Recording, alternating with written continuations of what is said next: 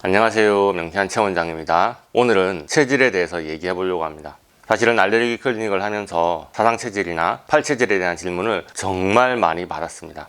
자기가 어떤 사상 체질에 해당하는지, 체질 진단은 해주는지 그런 질문을 하는 분들도 계시는데요. 인체의 기 흐름을 막아서 과민한 불편 증상을 유발하는 것을 알러지라고 말하고, 그런 증상을 일으키는 물질을 알러겐이라고 정의를 했는데요. 체질 진단을 받고 그 식이요법을 하고 계셨던 분들은 제 말이 아주 헷갈리시나 봅니다. 명쾌한 알러지 검사를 해보면 체질 검사에서 안 맞다고 말하는 물질들이 알레르기로 나오게 되냐고 물으시더라고요. 저는 소양인인데 저탄고지 식이요법이 몸에 맞을까요? 이런 식으로 질문하시는 분들도 계셨어요. 사실 제가 사상의학 팔체질을 주력해서 진료하는 입장이 아니다 보니 유튜브에 공개적으로 이야기하는 것이 편치는 않습니다. 한의계 선배들이 연구해 놓은 업적을 제가 뭐라고 토달기도 어렵고요. 그러나 너무 많은 분들이 질문하시니까 제가 임상에서 환자를 진료하면서 느끼는 체질론에 대한 이야기를 할 때가 됐다는 생각이 듭니다. 체질론을 대하는 명쾌한 최원장의 견해는 20년의 임상 경험을 통해서 얻은 개인적인 결과임을 먼저 말씀드립니다. 쉽게 말해서 다른 한의사분은 저와 생각이 전혀 다르실 수도 있고 얼마든지 다른 의견을 피력하실 수도 있습니다. 오늘 영상을 시작하기에 앞서서 꼭 하고 싶은 말이 있습니다. 여러분께서 질문은 쉽게 하셨을지 몰라도 답변하기에는 전혀 쉽지 않은 것을 물으셨어요. 한의학 교과서에는 없는 내용입니다. 알레르기와 체질론이 양쪽 모두 음식의 중요성을 강조하고 끊임없이 먹어라, 먹지 말아라 티칭한다는 점에서 비슷해 보일지도 모르겠습니다. 그러나 알레르기와 체질식은 치료에 접근하는 철학 자체가 전혀 다릅니다. 예를 들면 여러분의 질문은 타노스가 우주의 반을 죽일 때 해리포터도 죽었나요? 이런 질문과 비슷한 느낌이에요. 마블의 세계관과 해리포터의 철학을 섞을 때에 정답을 요구하시면 안 됩니다. 그나마 명쾌한 최원장이 이런 독특한 질문에 답하는 것을 좋아하기 때문에 이런 영상을 한번 찍어봅니다. 혹시나 이견이 있으신 분들께는 죄송하다는 말씀을 드리고 너그럽게 이해해 주시길 바랍니다. 첫 번째 논점입니다. 체질에 안 맞는 음식에 알레르기가 생기게 되는 걸까요? 이런 질문은 우리 알러지 패밀리들께 꼭 여쭤봐야 돼요. 알러지가 많으신 명쾌한 패밀리 여러분들은 어떻게 느끼셨습니까? 예스, 노로 단답형으로 답변하기 어려운 질문입니다. 사람마다 다를 수 있기 때문이죠. 일단 체질 감별이 정확하다는 전제 아래에 그 체질에 안 맞는 음식과 알레르기 검사 결과를 비교해 봐야겠죠. 체질 감별이 정확하지 않다면 통계 자체를 신뢰하기 어렵겠고요. 그런데 사실 제 입장에서는 체질을 정확하게 감별했느냐는 것은 별 의미가 없었습니다. 각 체질별로 잘 맞는 음식과 맞지 않는 음식은 이미 정해져 있죠. 그런데 명쾌한 알러지 검사를 해보면 알레르기가 있는 음식이 체질식이요법에서 피하라는 음식과 전혀 상관관계가 없었습니다. 예를 들어서 금체질은 육식을 피하고 생선, 어패류, 푸른 채소류를 권하는 체질입니다. 그러나 알러지 검사를 해보면 결과가 그렇게 표에 딱 맞게 나오지 않더라고요. 비타민C, 살리실산, 렉틴과 글루텐, 철분, 동물성 지방에는 알러지가 있는데 아미노산과 질소산화물에는 알러지가 없다고 나오는 경우에 오히려 푸른 채소와 곡물류가 맞지 않고 핏물이나 기름기를 쏙 뺀 육류를 먹었을 때 속이 편하기도 합니다. 생선이라도 기름기가 많으면 안 맞기도 하고요. 혹시 체질 진단이 잘못됐나 싶어서 다른 체질의 식이요법을 찾아봅니다만은 알러지 검사 결과와 딱 맞는 체질은 없습니다. 소금에 알레르기가 있는 사람도 있습니다. 아주 많아요. 사람이 소금을 안 먹고는 생명을 유지하고 살 수 없고 거의 모든 음식에 다 포함되어 있는데 소금을 많이 먹으면 컨디션이 나빠지고 병이 오는 분들이 계십니다. 그런데 체질식에는 소금 항목이 없습니다. 이 말이 무슨 뜻일까요? 알레르기 검사 결과를 체질의학의 4가지 혹은 8가지 패턴으로 끼워 맞추기 어렵다는 말입니다. 그리고 체질 검사상으로 안 맞다고 진단받은 음식의 패턴이 알러지 검사 결과에서 딱 끼워 맞춰지기 어렵다는 말도 되겠죠.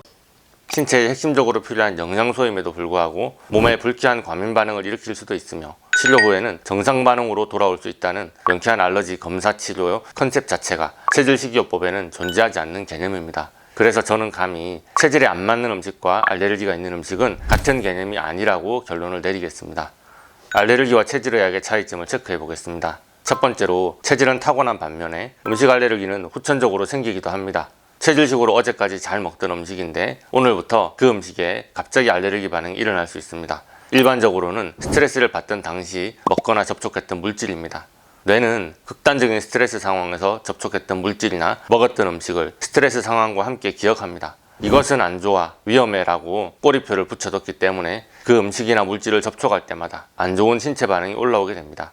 인기 있던 드라마였는데 혹시 기억하시나요? 김비서가 왜 그럴까? 드라마의 한 장면입니다. 납치 감금될 때 케이블 타이에 손발이 묶여있던 주인공은 케이블 타이를 볼 때마다 공황장애, 불면, 환청 증상으로 괴로워합니다. 이것도 케이블 타이 알레르기라고 명쾌한 최 원장은 편하게 해석합니다.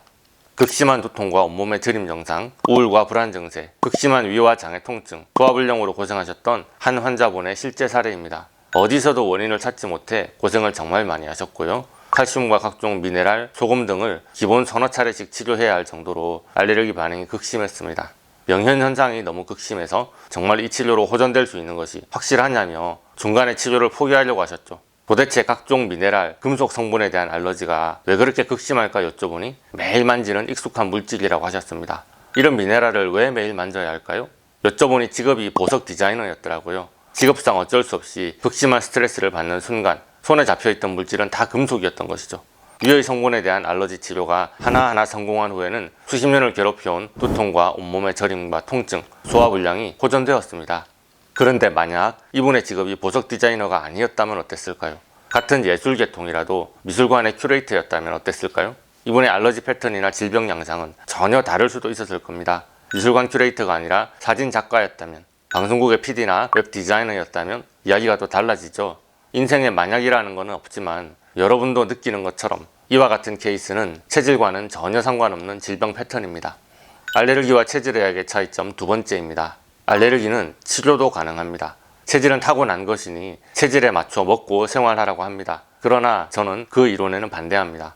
이미 타고난 것이 정해져 있고 아무리 노력해도 그저 악화되는 것을 막을 뿐이라면 우리는 왜 그렇게 몸부림치며 변화되기 위한 삶, 좀 더 나은 삶을 꿈꾸며 살아가는 것일까요? 태음인 여성분들, 태어날 때부터 허벅지가 튼실하게 예정된 건가요? 이미 체질상으로 체형이 결정되었기 때문에 아무리 운동을 해도 지방 흡입을 해도 도로살이 찔 것으로 예상이 되시나요? 혹시나 체형이 바뀌면 태음인이 아니게 되는 걸까요? 어떤 환자분은 제게 말씀하시더라고요. 본인이 소양인인데 애 낳고 나서 뼈골이 쑤시는데 시간이 지나면 몸에 열이 날 것으로 생각하고 그냥 계셨다고 하세요. 나는 소양인이라서 원래 열이 많은 체질이니까 괜찮다고 생각하셨더라고요. 땅콩을 먹으면 목숨이 위험한 체질로 태어났어도 알레르기 치료를 통해서 고칠 수 있습니다.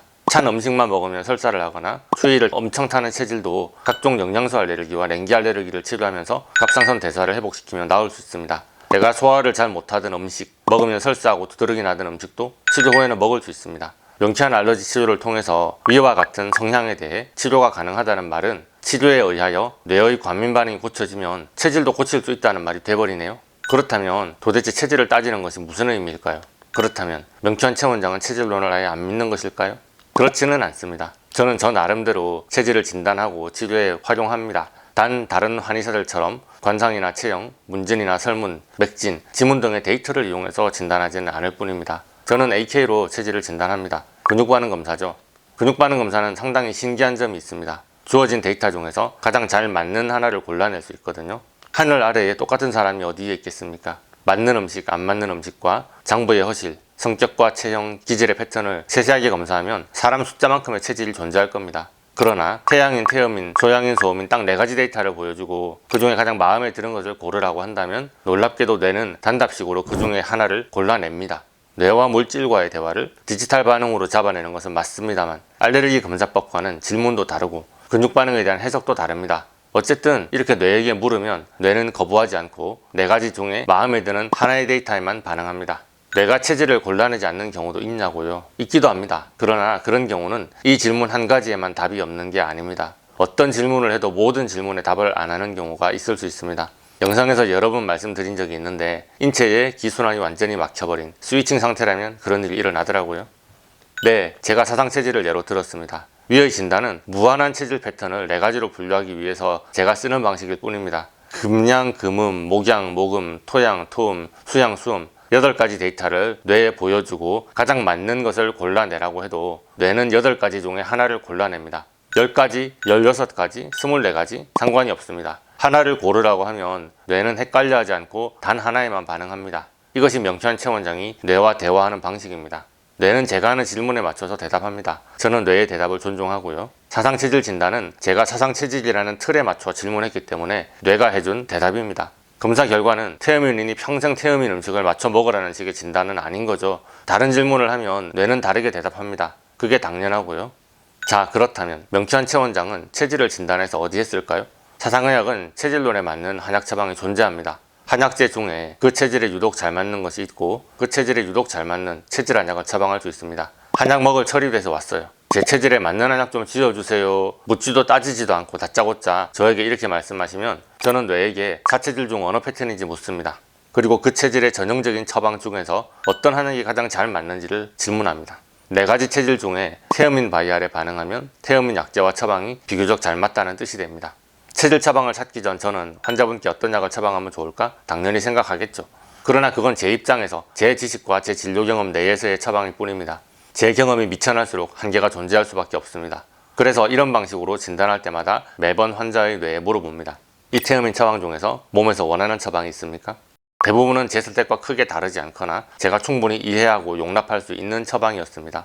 그런 경우 뇌가 원하는 한약을 그대로 처방해 드립니다. 그리고 이렇게 찾아낸 한약을 드시고는 컴플레인을 하시는 분은 전혀 없었습니다. 본인의 뇌가 필요하다고 찾아낸 약 처방이니까 잘 맞는가 봅니다. 그런데 지금까지 이런 방식으로 진료하면서 단 한 번 전혀 제가 생각하지도 못한 처방을 뇌가 골라낸 적이 있습니다. 정말 너무 뜬금없어서 제가 다시 물어봤었죠. 그 약을 얼마나 오래 복용해야 합니까? 환자분 뇌의 대답은 3일이었습니다.